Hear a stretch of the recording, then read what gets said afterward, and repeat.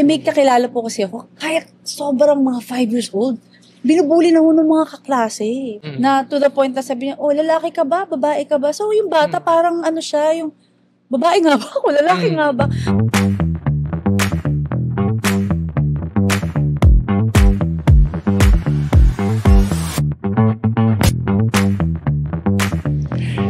Kamusta po ulit ang bawat isa? Ayan, kuya. welcome po sa Payong Kapatid. Opo. Mga kuya, medyo kakaiba po yung tatanong ko sa inyo eh. Kasi po, hingi po sana ako ng payo sa inyo. Kasi medyo, ewan ko po kung napapansin niyo po, medyo nauuso ngayon yung bullying ba? May kakilala po kasi ako, kahit sobrang mga 5 years old, binubuli na ho ng mga kaklase. Wow. 2005, sabi ko, ganito ba ngayon ang panahon na as early as 5, ang mga bata, they can bully their classmates. Na to the point na sabi niya, oh, lalaki ka ba? Babae ka ba? So, yung bata parang ano siya, yung babae nga ba ako? Lalaki nga ba? Mga kuya, paano po ba ito mga kuya? Parang kayo po, parents na po kayo. So, baka po marami pong mga kapatid natin na hindi lang nila kayang pag-usapan kasi parang just to talk about it, na yung anak mo, posibleng binubuli sa school, parang isipin nyo pa lang, parang ayaw nyo na kong isipin eh. Kasi parang, mga kuya, I mean, kayo po, I'm sure marami na rin po nagpapa-counsel sa inyo. At ano po ba ang biblical perspective pagdating po sa mga binubuli at nang bubuli? Ayan, mga kuya. Bubuli. Ayan. Ako, sige. Kayang-kaya ni ko Erwin yan. Yung anong bubuli, alam mo, hindi nila kilala ang Diyos yan pag ganyan. Pero ano mo, kung titignan mo, kung susuriin mo yun, hindi naman lahat sa kanila pare-pareho ng pinanggalingan. Yung mga iba, kaya sila nambubuli, doon na lang nila nilalabas yung kanilang frustration sa bahay. Maaaring sa bahay, binubuli din sila ng mga matatandang kapatid nila o yung magulang nila, hindi sila pinapansin. Kaya doon nila nilalabas yun.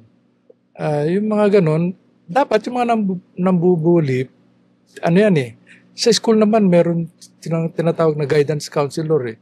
Dapat kinakausap yung mga yan. Kinakounsel. Tapos yung mga binubuli, ano din, encourage mo sila. Kasi may epekto yan hanggang sa paglaki nila eh. Pagbubuli sa kanila. Alam mo, iba-ibang factor dito, no? Yung tinatanong mo kasi, una, ano yung dapat gawin ng magulang para hindi mabuli ang anak? Oh, yes. At hindi mambuli anak. Yes. Sa doon muna tayo, no? Okay. Isa yun. Tapos isang factor yung nabuli na. Di ba? At saka yung mga nambubuli na. Mga ganon. So, anong gagawin mo na naman? Tapos ano yung pangatlo yung paano kung na-traumatic na, experience na pugay, hindi na makatawid. Yun. Iba na namang yun. Pangatlong, angulo na yun. So, isahin natin muna. Una, bilang mga magulang, napaka-importante yung may open communication sa bahay. Okay? Siyempre, minomodel natin ang respeto sa kapwa-tao. So, dapat initunuturo natin yan sa ating mga anak. Kaya, ang naalala ko yung aklat ni Pastor Peter, napakaganda yung motivate. Di ba? Yung model, yung open communicate, you teach, as in, sabi pa roon yung to develop, you involve them, as in you involve them. Tapos, you give them vision, no? You affirm them. Tapos, you give them, as in, training, di ba? Or training and tapos encourage or entrust them or ibig sabihin entreat them to the Lord, no? So, doon pa lang, makikita mo na as parents, hindi mo pinagpe-pray kapag mabubuli na. Ngayon pa lang, pinagpe-pray mo na maingatan yung anak mo sa mga posibleng gawin sa kanya sa eskwelahan. So, tinuturo mo na, minomodel mo na yung respeto, niremodel mo na yung open communication, di ba? Yung may vision yung tao, talagang tinuturuan mo siya, giving him time, talagang lahat yun, ginagawa mo na para ma-build yung relationship. Para ganito, hindi man sila tanggapin sa school. Kaya naman minsan nabubuli kasi they're also looking for acceptance eh. Kung tanggap na tanggap sila sa bahay, secured na secured sila sa bahay, hindi sila mai-insecure sa labas. Isa na yun. Ganon din yan. Ba't ka mambubuli kung tinuruan mo magrespeto yan? So, may pinanggagalingan parehas eh. At ang crucial dito, yung mga magulang. Okay. Now, punta na tayo sa mga, paano yung nabubuli na? Opo. If you do have your open communication, hindi takot yung anak mag-open up sa'yo kung anong pinagdadaanan niya. Ngayon, kung yung magulang, sasabihin pa lang, Papa, ginugulpi ako sa school. Ay, tigilan mo nga ako, ate mo lang. Di ba? Huwag ganun. Makinig ka. Kausapin mo. Makinig ka. Huwag ka magre-react muna. Anong ginawa sa'yo? Paano ka binuli? Di ba? Alam mo, minsan yung mga bata, hindi sila makatawid hanggat hindi lang na-open up eh. Opo. So, pagbigyan mo, kasi hindi mo alam kung anong trauma ang kanilang pinagdadaanan. Opo. And may nabasa ako na sa psychology, makakalimutan mo masasayang tagpo sa buhay mo, pero ang trauma, hindi. Ay, ganun. Sa Matagal. Oo, kaya kailangan mong tulungan, ma-process yung trauma na yon. Kaya kailangan mong marinig, kailangan mo siyang tulungan mabuhos niya yon para ma-process niya ng maayos. So yun, kaya open communication crucial yun eh. Tapos, yung encouragement sabi ni Kuya Erwin, yung karanasan mo, magagamit mo yan sa future in helping others who will also experience the same mga treatment ng ibang tao. Kasi it is but common in a fallen world.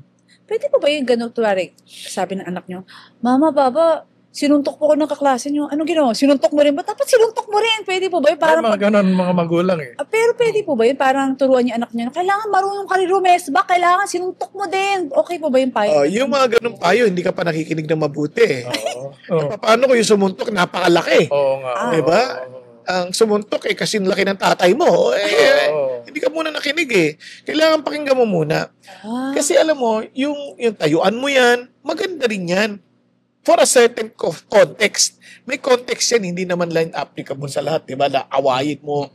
Hanggat kaya mo, kasi if you model respect, hanggat kaya mo, try to find ways in a very respectable manner na hindi mag-aggravate ng situation. Kasi pag sinabi mo, sinuntok ka, suntokin mo rin. Ina-aggravate mo yung sitwasyon eh. Di ba? Kaya nga sabi ni Jesus, di ba, pag sinampal ka sa kanan, wala nang tigil ng kasampalan yan. Pero mga kuya, kunwari, I'm being bullied right now. What would you advise me? I mean, di ba dapat, parang kaya ko rin tumayo sa sarili. Kaya ko rin pagtagol yung sarili ko. Hindi pwedeng pagpapabugbog lang ako doon, kuya. Di ba? Yung bullying, normally sa eskwelahan, hindi pinapayagan yan eh. Kaya magsumbong ka sa yung teacher o advisor. Yung mga iba, pag walang ginagawa, ayan, sabihan mo rin mga magulang mo. Pag wala silang ginagawa, di lumayo ka na lang. Kasi lahat naman, at least, kami dalawa ni Kuya Bong, na-experience namin na nabully kami. Kayo po? Nabully? Ako rin nabully din ako. Oh, lahat tayo. Medyo... So, anong ginawa mo may edad ka na nung kwan? Hindi na binuli din. Pero kasi, mga kuya, ngayong binubuli ko, bubuli ako ngayong, by God's grace, kaya ko, lalo na kilala ko na si Lord. Pero nung bata ako, pag binuli ako, hindi ko mapaprocess yun mga kuya eh. Kasi bata ka, parang ano yun? Hindi kaya importante yung role ng magulang. Okay. So, pag binuli, nagsabi anak, ikaw naman as magulang, you really have to take action. Huwag mo sabihin, isumbong mo sa teacher mo. Hindi, sasamahan kita. Punta tayo doon. Di ba? Yun, okay. Ikwento mo doon sa teacher mo yung ginawa sa'yo. But at least alam ng anak na nandyan ka, involved ka sa buhay niya. Correct. Kasi may mga magulang na ako wala panahon. Sabihin mo lang sa teacher mo yan, sumbong mo sa teacher mo yan. Sa lagbagay mo, makakapag-open up basta-basta sa teacher yan. Ikaw ang unang pinagkakatiwalaan yan. Kung ang feeling niya, ikaw pa lang, hindi ka na willing makinig sa kanya, how much more makikinig pa yung teacher? Di ba? Kaya ikaw mismo, pinapakita mo na involved ka sa buhay ng anak mo. Diba? Importante yun. Crucial yun. Kaya ako, ang tanong ko, yung anak ko, binuli. Sabihin, anong gusto mong gawin natin? Gusto ko malaman din sa Fafis N. Pag sinabi ko, sige, puntahan natin. Ay, wag po. Syempre. Minsan ayaw din nila eh. Kasi ayaw na ng mga baka mapalala eh. Kasi meron silang naintindihan na hindi ko naintindihan. Totoo po yan. Babalikan. Diba? Mas lalo siyang iiyaan. Kaya gusto ko malaman from the end of my son or daughter, kung ano yung ano extent ng bullying, anong klaseng baka iba naman, hindi naman binubully, tinutokso lang. Kailangan mo ring maging matalino ka rin as a parent. Kaya pakikinggan. Actually, mga kuya, minsan yung mga narinig ko, nauwi pa nga na Magulang na away. Hindi no. Kasi Kala- yung mga children, parang they're taking their lives. Parang nagsusuicide. because I think they're, parang they've had enough. Kasi nga sobrang gusto nilang itigil yung torture every day. Binubugbog, tino-torture, pinapahiya. Kasi nga wala kang napag-open na pa. Oo nga, wala Kasi, silang. di ba? Ito yun. Wala kang means to release yung kwan mo eh. Frustration mo, yung mga sa mga experience. Wala kang mapagsabihan eh. Alala ko yung pamangking ko kay Erwin, sa Canada to eh. Opo. Tumawag yung kapatid ko. Sabi, Kuya, ano gagawin ko? Binubuli yung anak ko. Sabi niya, pag-aralin mo ng karate. Sabi ko, gano'n. Kasi sisi ko para, hindi, yung karate kasi, it's not to fight, but to defend lang. Yung kaya how to protect yourself, how to, di pagkatapos nababa ng telepono, nag-pray na ako, pinag-pray ko yung kapamangking ko. Sabi niya, ba't ganyan ang ang advice mo? Sabi niya, bakit hindi mo ako sinali? Turuan mo yung pamangkin mo mag-pray. Malay, para makilala niya ako. Sabi, yun na nga, may naglalaro sila ng football, soccer football. Yung nambubuli sa kanya, nandoon, makakalaban niya. Di natatakot na. Magaling siya maglaro, kaya lang natatakot na siya. Sabi niya, naalala niya mag-pray. So, pinag-pray. Kasi tinabi ko nga sa kapatid ko, tinawagan ko agad eh. Sabi ko, ito ay ipag-pray. So, pinag-pray. Nung pinag-pray, nalipat yung nambubuli sa kanya sa ibang level. Wow. Kasi mas matanda na pala. So, pag uwi ng pamangkin ko, answered prayer. Kaya sabi niya kasi Galing. nakita niya na nalipat nga. So, naglaro na siya na hindi, na hindi siya binubuli. Praise. Tapos hindi lang yon nakita niya pa how the Lord is protecting him. Tapos eventually, nangyari, may mga nambubuli pa din. Nag-offer ng homeschooling. Homeschool lang muna ng kapatid ko yung anak niya. O di naiwasan siya sa mga bullies. Di ba? Kasi nga, sa eskwelahan, hindi pinapansin ng mga teacher, hindi pinapansin ng mga, minsan, lalo na kung may discrimination pa, may hindi halatang discrimination sa mga Asians. Di ba? Yung mga teacher, di nangyayalam. O di nag-open ng homeschooling. Kaya we advise homeschooling is also good. Di ba? Kaya dito sa CCM, available ang homeschooling. No? So marami namang mga eskwela pa na nag-offer ng homeschooling. At least, yung values na ipapasa ng magulang sa anak. Hanggang sa paglaki nila, kaya na nilang i-process, kaya na nilang gawin. O kung sakali ba, ibubuli pa rin sila pagdating ng high school at college. Opo. Pero okay. Kasi mga kuya, syempre, andun na tayo sa mga bullied. Pero I just also want to understand na bakit kayo mga bullies nang bubuli? Is it because they're also bullied or they're just bullies talaga by nature? I mean, I want to understand ano yung pinanggagalingan naman ng bullies? Parang ano yung pinanghuhugutan ng mga bullies na parang hindi ko alam kung nag-i-enjoy ba sila lang bubuli or parang natural na, hindi ko po alam. Bakit kaya? Alam ni Kuya ba? Hindi naman po sa bully nun eh. Hindi naman ho. Nasabi ko sa kanina, di ba? Nasabi ko sa kanina na minsan, kaya nambubuli dahil magulang din eh. Mga bully rin yung mga magulang eh. Kunyari, may mga posisyon sa buhay. So, may pagkasiga-siga rin, nakikita ng anak. So, sila, feeling lang, may posisyon ng pagulang ko. Sige nga. Mga ganun tipo na minsan they're so proud of their status, di ba, sa buhay, na ginagamit nila yon to take advantage of other people. Modeling din minsan na magulang. Minsan naman, hindi pinapansin sa bahay. Ay, pwede yun. Maraming factors eh. It starts with the home eh. Ay, doon nagsisimula yan. Insecure sa bahay. Insecure sa labas. Nakikita nila yung magulang nila, nag-aaway. Binubuli ng nanay yung tatay. Okay, tatay sa nanay. Ganun din. Pareho lang. Kaya, bully begets bully. ay, quotable po yun ah. Part ng reality yung tama eh, nanggagaling din sa bahay. Yung atmosphere sa bahay, malaking bagay. Pero like for yung mga kurami nanonood na binubuli. Parang yung church naman, does it play a big role? Kunwari, bullied ako.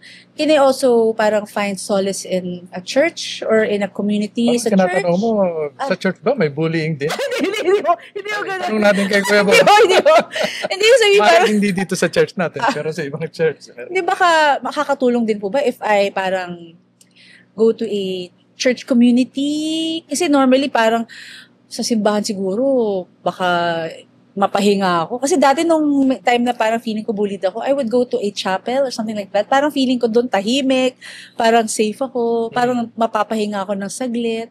But can a church community help those who are bullied or those who are bullies? So yun sa mga kwan natin sa mga advantages at benefits ng ating tinatawag na small group o D group natin. Oh. Pag binubuli ka, ano man ang pinagdadaanan mo sa buhay, mga suliranin, pwede mong i-release yun sa small group o kaya meron doon isa o dalawang tao na mas close ka, kausapin mo privately, isabihin mo sa kanya, ang unang-unang gagawin ng small group, ipagpipray ka. Tapos bibigyan ka ng mga payo. Yes. Ang idea ng church kasi is household of faith. If your family, earthly family, somehow, hindi talaga family in a sense, meron kang godly family na, yun yung church, the idea of the church is the family Household of faith nga di ba? So dapat, dyan mo mararamdaman yung totoong acceptance. Imagine mo sa church, lahat kayo nakaranas ng pag-ibig ni Jesus. So bakit hindi tayo magmamahalan? Yun nga sa effect, di ba? Kaya lang, hindi natin maalis sa realidad na marami ring sumasama sa church na hindi talaga part ng church. Na akala lang, kaya doon, mga bully minsan, di ba? Binubully yung pastor, binubully yung ibang tao, binubully nila para akala mo sino sila. Pero minsan, may out of immaturity, dahil Christian na sila, pero hindi pa sila nagmamature enough because of their, yung experiences of in the past, nadadala pa rin nila. So, give them time. Hindi pa tapos sigad sa kanila. Ngayon, kung sakali namang matigas ang ulo nila, tatapusin naman sila ni Lord, di ba? So, ibig sabihin, possible na sila gaganapin. Perfected. Sorry sa term. Double meaning talaga yun. Pero, totoo yun. Pwede mo naman dalhin sa Diyos yung issue. Pero yung sabi mo na pupunta ka sa chapel, ideally, sa church taga-family. Tapos, ipo-pour out mo yung heart mo kay God. Ayun. Kasi siya pa rin ang tatay natin. Yeah. Alam mo, kaya meron akong paboritong Psalm. Psalm 109.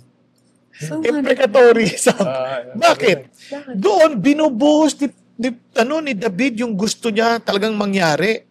Pero hindi ko siya sabi na nasasagutin ni Lord yung prayer niya. Hindi ko sabi, karapatan ni David yun i-open up niya yung heart niya sa Diyos. At ang Diyos naman, hindi naman siya parang judgmental na huwag mo sabihin sa akin niya, masama yan. Hindi. Siya yung tatay ko, tatay natin na willing to listen to us. And after that, pwede niya sabihin, anak, pride lang yan. Anak, yung pinagpe-pray mo, hindi maganda yan. Pwede naman Hindi natin alam kung anong sinagot ng Diyos sa kanya. Pero one thing I really appreciated with that psalm, parang David was open to God of what he really wanted to happen. He was telling God, Lord, kung pwede, iganti mo ako. Yan yung prayer na yan. Kasi sabi niya, Lord, mamatay na sana siya. Ganun, talaga? Ganun. Pero hindi na siya nabin yun. Hindi, ganun. Pagka sabi niya kasi, let his children be orphans. Let his wife be a widow. O di isa din, kung isa shortcut mo yun, mamatay na siya. O di ba, ikaw naman. Pinaganda lang niya sa tulad. Di ba? Hindi na ba nagkakasala doon kung sabihin ko kay God yun na, Lord, yung mga Hindi nga, yun nga ang ganda. It only shows you can open up your heart to God. no judgments from God. Wala. Hindi niya naman sinabing, sasagutin ko yan. Hindi naman Wala naman sabihin ko, Lord, gusto mong kunin na lang. Hindi naman sabihin Alam mo, minsan yun ang hirap sa atin, no? Kaya tayo lalong lumalagla yung sama ng loob natin. Kahit sa Diyos, hindi tayo open. Ay. Tingnan mo si Job. Napaka-open. Sabi niya, Lord, ang labo this is unjust. Why are you treating me like this? I want to talk to God. Mga ganun tipo. Ano sabi ni God sa kanya? Sabi niya, na-please ako kay Job. Kayo, mga kaibigan, kung ano na pinagsasabi niyo Bakit? Si Lord, tatay siya Tatay siya. Kaya nga ako, ang gusto ko talaga, I praise God for Christian God, the Christianity, no? Opo. Kasi dito, relationship ang issue eh. Kaya you can open up to God, you can bargain with God, you can plead before God. Kasi relationship eh. Hindi yung, huwag ka magsalita. Makinig ka lang sa akin. You submit. Tingnan mo ang mga portrayal ng Diyos sa iba't ibang pananampalataya. Laging ganon. Parang, God is big and sovereign na hindi ka pwede magsalita ng anything that will displease Him. Walang relationship dun. So, ibig sabihin, Kuya, if I'm bullied, kung I'm currently being bullied right now, may nanonood, sobrang bullied siya, and feeling ko, even my parents don't understand me, even my best friend is kumakampi pa dun sa bullies, pero I know that God will listen to me. Yes. Yun ang maganda. Pour out to God. Hindi ka nag-iisa. Will it help po ba, Kuya, if I will, kunwari, hindi naman ako talaga nagbabasa ng Bible, and I start reading the Bible, ma-appreciate ko ba yun? Kahit na, kunwari, first time kong babasa. Kunwari, I'm being bullied, ano kaya magandang book sa Bible na pwede kong basahin? Kasi, syempre, Kuya, baka mamaya may nakaka-relate. Ano kaya yung, kasi, Kuya, kunwari, hindi ako nagbabasa ng Bible, first time kong mabasa ng Bible, ano kaya magandang book sa Bible lang basahin ko?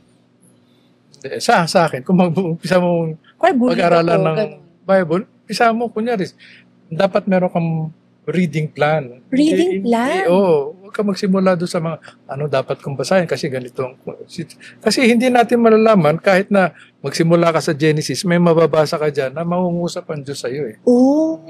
So, hindi not necessarily na, pupunta ako sa Psalms o sa Proverbs, ganyan. O kay Job, kasi si Job, ganun din ang sitwasyon ko. Hindi, basta basahin mo, salita ng Diyos yan eh.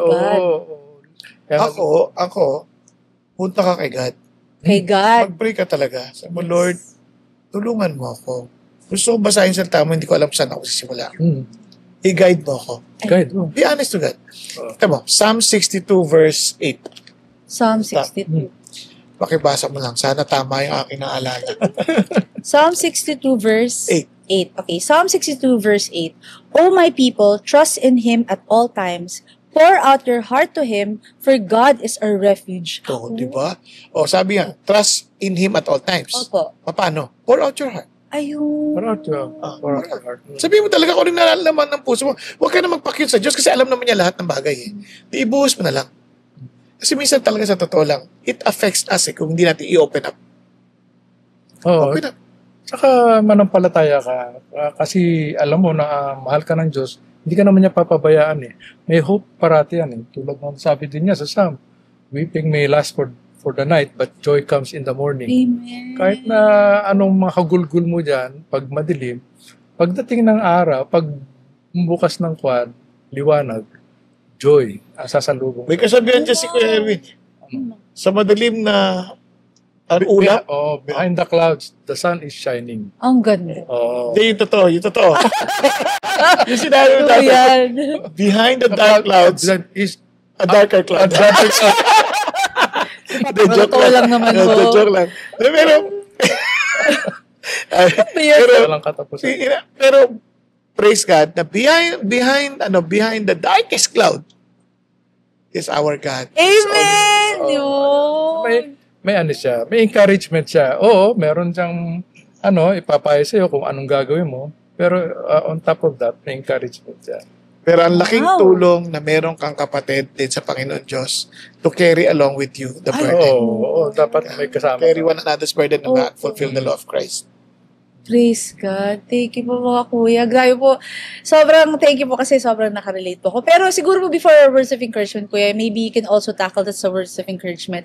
If now I'm a Christian and I'm currently being bullied, as a Christian, how should I respond? Or how should I process this? Hindi, kasi ako, kailangan unahin mo munang pumunta sa Diyos. Tapos sa mga magulang naman, maging open. At kung sakali namang hindi, be practical. Gawin pa rin yung mga means na pwede. Magsumbong ka sa authorities.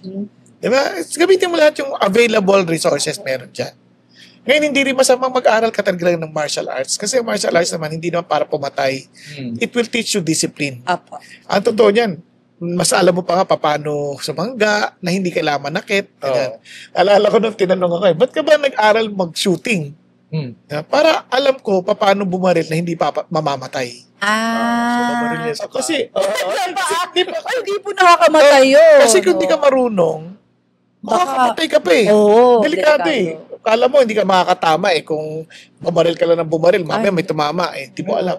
Samantalang, may feather touch lang yun. yes, pero kung marunong ka, nag-aaral ka, at least alam mo paano gamitin ng tama yung baril na hindi ka kailangan. We're not promoting naman na yung sample baril lang yun. lang. Sample lang. What I'm trying to say, ganun din sa martial art. You learn the art, diba? Yes. Kasi para alam mo how to defend yourself without hurting others. Ayun.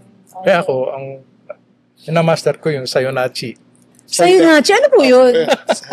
Sayonara chinelas ko, tapos biglang takbo. Mukhang effective po yun. Kasi talagang tsaka kasi hindi, minsan, pag di mo rin tinayuan, hahabulin ka ng habulin ng problema mo eh. Kaya yun ibig sabihin na, part of a practical, no? Pero again, una pa rin si Lord. Amen. Una pa rin si Lord. Yan. Tsaka yung pagbubuli, para sa iyo, para sa mga binubuli, siguro malaking bagay yun. Pero isipin mo lang, lahat naman ng mga tao, pati mga Kristiyano, pati si Jesus, binubuli siya eh. Oo nga po, naiintindihan po niya yun. Sana naiintindihan niya tayo pag lumapit tayo sa Kanya. Amen. Kaya mga kuya, words of encouragement para sa mga kapatid na binubuli, nambubuli, at sa mga magulang na feeling nilang anak nila ay binubuli. Mga kuya, words of encouragement. Pamilya ng bubuli. Ano daw? Bubuli. Kaya ito na mga kapatid, ang words of encouragement ng mga kuya natin. Pesticide lang kayo kapatid niya. Okay po. But anyway, ang una ko naalala kasi yung sa Proverbs, trust in the Lord with all your heart. Lean not on your own understanding. In all your ways, acknowledge Him. And He will direct your path. So, gawin nyo pa rin sentro ang Panginoong Jesus sa lahat ng gagawin nyo, sa lahat ng isipin nyo, sa lahat ng decision nyo. Ayan. Tapos, tulad na sinasabi ni Kuya Bong, sanggunin nyo lahat sa Kanya, ibuhos mo lahat ng mga issue mo sa Kanya, at magtiwala ka na hindi Kanya papabayaan. He will direct your paths. Yun Amen. Pangako. Amen. Promise niyan. Praise God. Kuya Bong. Alam mo sabi ng Biblia, if God is for us, who can be against us? Kaya importante, kakampi mo ba si God? Tiyak ka bang siya ba ang kakampi mo? Diba? Kaya nga, minsan isip natin, if God is against us, who can be with us? Diba? Now, is God really against us? Alam mo sabi ng Bible, God opposes the proud, but gives grace to the humble. Kaya yung sabi ni Erwin, we need to pour out our hearts to God. It's an act of humility. Katiyakin lang natin, kakampi natin si God. And I praise God. Bakit? Kasi si Jesus Christ binigay niya sa atin para maging kakampi tayo ng Diyos. Kaya kung tayo dumadaan sa ganitong mga pagsubok ng pagbubuli, ibigay natin sa Panginoon Diyos dahil ang buhay ng bawat sa atin ay nasa kamay ng Panginoon. Tapos tuturuan tayo ng Diyos anong mga hakbangin ang ating mga gagawain. Maaari tayong paalalahanan tayong magsumbong sa mga kinauukulan, pero yan ay practical din na bagay. Maaaring sabihin sa atin, Lord, isanggunin mo sa iyong magulang. At marahil, ang sasabihin sa iyo ng Diyos ay umiwas ka na sa lugar na yan. So, maraming paraan at walang one size fits all na kaparaanan. But one thing for sure, run to God, and if He is our kakampi, nako, wala makakapanaig sa atin. Yay! Praise God! Thank you mga kuya sa ating mga kapatid. Sana po na-bless kayo at talaga namang feel ko at sure na nakatulong po ang payo ng ating mga kuya. Kaya mga kuya! Kaya, kahit ano man ang panahunan natin, umulan man, umaraw, bumagyo! kung kailangan nyo ng payong, nandito po ang Payong Kapatid!